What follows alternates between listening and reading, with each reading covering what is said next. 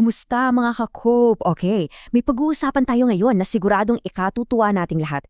Himayin natin ang isang napakagandang plano para sa bago nating proyektong taniman.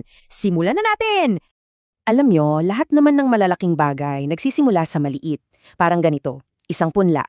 Ito yung simbolo ng proyekto natin. Isang kwento ng paglago, pag-asa, at yung potential para sa bawat isa sa atin dito sa Lucbair Farmers Agricultural Cooperative. So, heto talaga yung pinakatanong, di ba? Paano nga ba natin gagawing masaganang ani ang halagang 4,366 pesos? Parang ang hirap paniwalaan, no? Pero may malinaw tayong plano para sagutin yan. Okay, game na. Silipin na natin yung plano. Kasi tandaan natin, ang bawat magandang ani ay laging nagsisimula sa isang matibay, malinaw at itong pinakamaganda, abot kayang plano. Ito ang ating blueprint. Ayan na nga, 4,366 pesos. Mukhang maliit, 'di ba? Pero totoo yan. Yan lang ang kabuuang puhunan na kailangan natin para masimulan ng lahat. Ibig sabihin, kayang-kaya nating lahat na mag-ambagan para sa proyektong to. At para malinaw sa lahat, heto yung breakdown. Kitang-kita natin kung saan mapupunta ang bawat piso. Hindi to basta numero lang. Patunay to na transparent tayo sa isa't isa.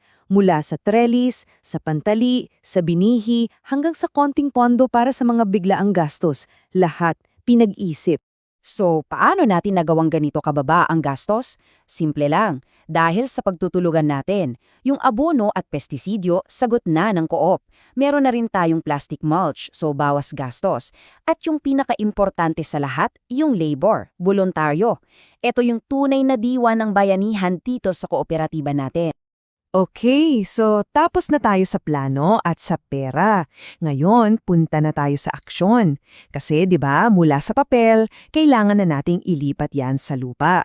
Silipin natin yung mismong proseso mula sa paghahanda ng lupa hanggang sa paglaki ng ating mga pananim. Walang paligoy-ligoy, diretso ang schedule natin. Sa huling linggo ng Disyembre, araro na, paghanda ng lupa. Pagpasok ng Enero, taniman na. At sa Pebrero, eto na, aasahan na natin yung unang pitas na magtutuloy-tuloy hanggang Marso. Ang linaw ng mga target natin? At alam nyo kung anong maganda rito? Ang bilis ng resulta. Isipin nyo, sa loob lang ng 37 araw, mula sa pagiging buto, may aanihin na tayo. Sobrang bilis at nakaka-excite yung bawat step ng paglago. Oh, heto na, ang pinakahinihintay nating lahat. Pagkatapos ng lahat ng plano at pagod, ano nga ba yung aasahan nating bunga ng pagsisikap natin? Dito na tayo sa anihan! 15 beses. Uulitin ko, mga 15 beses tayong pwedeng mag-ani mula sa iisang taniman lang. Grabe, 'di ba? Hindi lang yan isa o dalawang pitasan, kundi tuloy-tulong na biyaya sa loob ng isang season. Napakalaki ng potential nito. So, paano yung sistema? Simple lang, ang pamimitas ay gagawin natin tuwing 2 o 3 araw at tatagal yan ng mga 1 hanggang 1.5 buwan. Siyempre, kailangan pa rin nating alagaan yung tanin at depende rin yan sa panahon. Pero yung susi talaga rito ay yung pagiging consistent natin. Okay, usapang pera na tayo. Ito yung isa sa mga pinaka-inaabangan ng lahat, di ba? Paano hahatiin yung kita? Sobrang importante nito kaya sinigurado natin na patas at malinaw ang sistema para sa bawat miyembro. Simple lang at napakadiretso ng hatiyan natin, 70-30. 70% ng kabuuan kita, diretso yan sa mga miyembrong nagtrabaho, nagpagod at nagbuhos ng oras. Malinaw na malinaw, yung mas malaking parte para sa inyo. Mahalagang maintindihan natin kung bakit ganito ang hatian. Yung 70%, yan yung kabayaran sa pagod ninyo. Insentibo para sa masipag na paggawa. Yung 30% naman na para sa co-op, yan yung investment natin para sa kinabukasan, para siguradong may pambili tayo ulit ng binhi, para sa maintenance at para sa pagpapalago pa ng proyekto. Para hindi lang tayo nangangarap, lagyan natin ng aktual na numero. Halimbawa, kumita tayo ng 100,000 piso. Agad-agad, 70,000 dyan, diretsyo na sa mga magsasaka. Yung 30,000, balik sa co-op. Malinaw, madaling intindihin at kitang-kita agad natin kung ano yung posibleng kitain.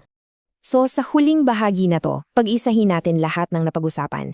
Kasi ang proyektong to, hindi lang to para sa isang anihan lang. Ang ginagawa natin ay pagtatanim para sa ating kinabukasan. So bilang mabilis na recap, ito yung buong plano sa isang tingin. Ang itatanim natin ay pipino. Gagawin natin to mula Enero hanggang Marso.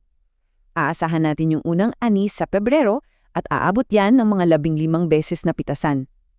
Ang hati, 70-30. At ang layunin? Kumita tayo ngayon at siguraduhin ang pagpapatuloy ng co-op para bukas. At sa dulo ng lahat ng ito yung pangarap natin. Isang proyektong sustainable, yung kayang punduhan ng sarili niya, tuloy-tuloy at nagbibigay ng benepisyo sa lahat ng miyembro. Hindi lang ngayon, kundi sa mga susunod pang taon. Kaya ang huling tanong na iiwan ko sa inyong lahat ay ito. Ngayong nakalatag na ang plano, malinaw ang ating mga layunin at buo ang diwa ng ating pagkakaisa, handa na ba tayong umani ng sama-sama?